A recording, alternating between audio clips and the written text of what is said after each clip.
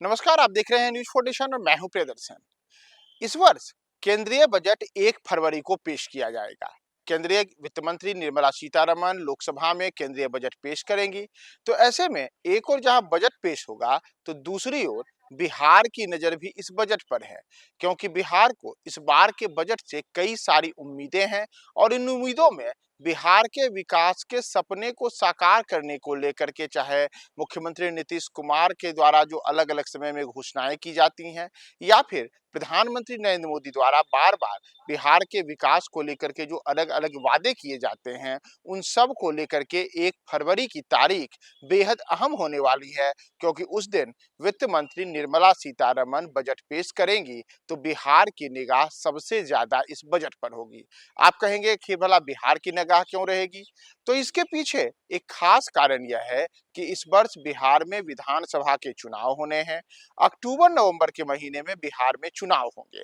यानी कि बिहार के लिए यह चुनावी वर्ष है। तो चुनावी वर्ष में केंद्र की मोदी सरकार भी चाहती है कि इस वर्ष बिहार में एक बार फिर से एनडीए की सरकार बने और खास करके भारतीय जनता पार्टी को बड़े स्तर पर जीत बिहार में मिले। इसके लिए इस बार का बजट भी मोदी सरकार और खास करके भारतीय जनता पार्टी, इन दोनों के लिए बिहार में रास्ते को मुफीद करने वाला एक प्रमुख हथियार साबित हो सकता है।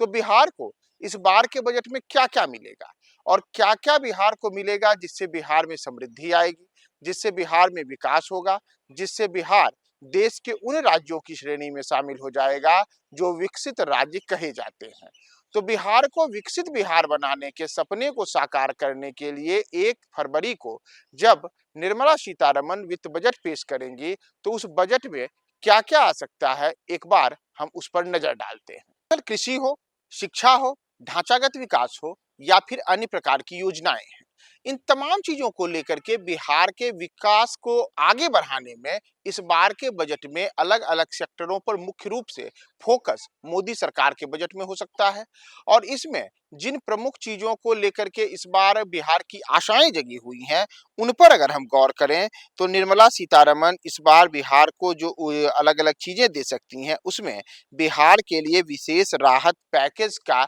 एक ऐसा मुद्दा है जिस पर बड़ी घोषणा हो सकती है। दरअसल अगर आप याद करें, तो पिछले कई वर्षों से लगातार बिहार को विशेष राज्य का दर्जा देने की मांग को लेकर के पहले बिहार के मुख्यमंत्री नीतीश कुमार समय समय पर ये बातें दोहराते थे। हालिया समय में यह देखने को मिला है कि तेजस्वी यादव भी बिहार को विशेष राज्य का दर्जा केंद्र सरकार दे और नीतीश कुमार इसके लिए पहल करें, इसे लेकर के लगातार आवाज उठाते रहे हैं। तो क्या इस बार के बजट में बिहार को विशेष राज्य के दर्जा का सपना साकार होगा?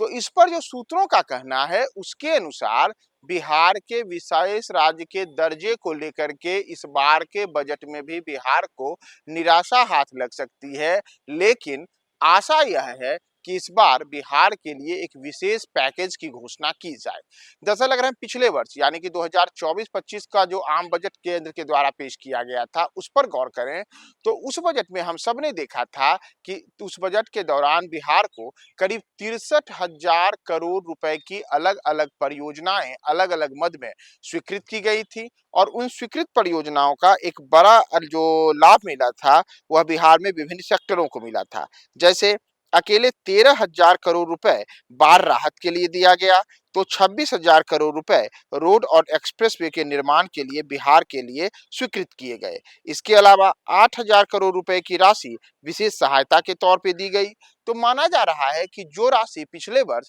63,000 करोड़ रुपए की थी, वह राशि इस वर्ष उस मद में बढ़ सकती है, जैसे पिछले साल हम सब ने आंध्र प्रदेश के लिए देखा था। दरअसल अगर आप याद करें, तो पिछले वर्ष के बजट में आंध्र प्रदेश के लिए जो अलग अलग परियोजनाएं स्वीकृत हुई और अलग चीजों के लिए मद में पैसे जारी किए गए थे, वह कुल राशि करीब 2 लाख करोड़ रुपए के आसपास रही थी। तो माना जा रहा है कि बिहार के लिए भी इस वर्ष बजट में कुछ वैसा ही देखने को मिल सकता है, और जो राशि पिछले वर्ष 63,000 करोड़ रुपए की थी, उस राशि में इस बार एक बड़े उछाल, बड़े स्तर पर बढ़ोतरी की संभावना बन रही है। लेकिन केवल यहीं तक मामला नहीं सिमट सकता है, बल्कि इस बार के बजट में कई अन्य प्रकार की चीजें भी देखने को मिल सकती है, जिसमें एक है केंद्रांश की बढ़ोतरी। दरअसल जो कई प्रकार की योजनाएं चलती हैं, जैसे मनरेगा हो, जैसे सर्व शिक्षा अभियान के तहत योजनाएं हो या अन्य प्रकार की योजनाएं हो, तो इन सब में केंद्र सरकार और राज्य सरकार की ओर से एक समान अनुपातिक तौर पे पैसे खर्च किए जाते हैं।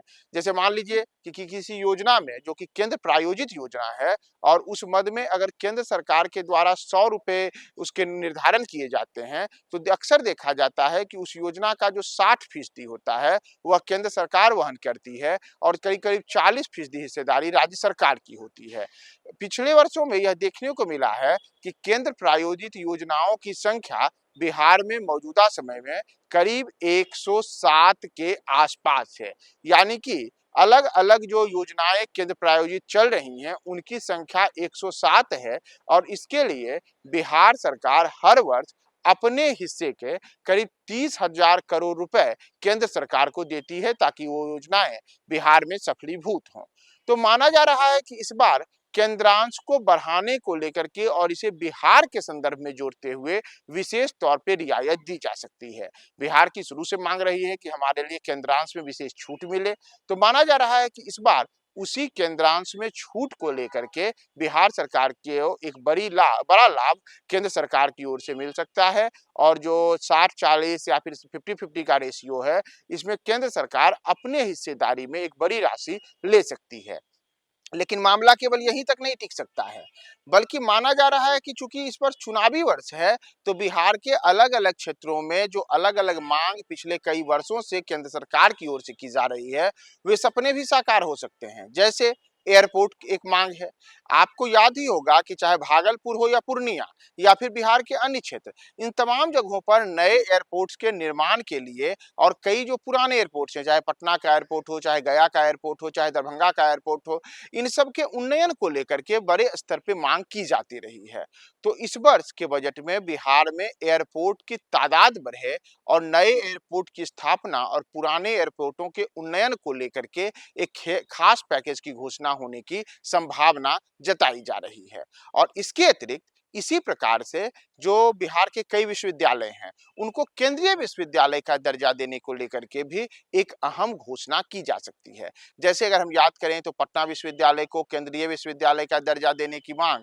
पिछले कई वर्षों से की जा रही है। तो माना जा रहा है कि चाहे पटना विश्वविद्यालय हो या इसी प्रकार के अन्य विश्वविद्यालय हो, उन तमाम विश्वविद्यालयों को केंद्रीय विश्वविद्यालय का दर्जा देने को लेकर के भी इस बार का बजट बिहार के लिए नई उम्मीदें ला सकता है। तो नई उम्मीदों के सहारे बिहार में बिहार विधानसभा 2025 में एनडीए फिर से जीत हासिल करे, इसके लिए 1 फरवरी की तारीख एक नजीर के तौर पे बिहार के लिए सामने आ सकती है और 1 फरवरी को केंद्रीय वित्त मंत्री निर्मला सीतारमण कहां तक बिहार पर मेहरबान होती है, हम आपको तमाम अपडेट्स बताएंगे। बने रहे न्यूज़ 4 नेशन के साथ।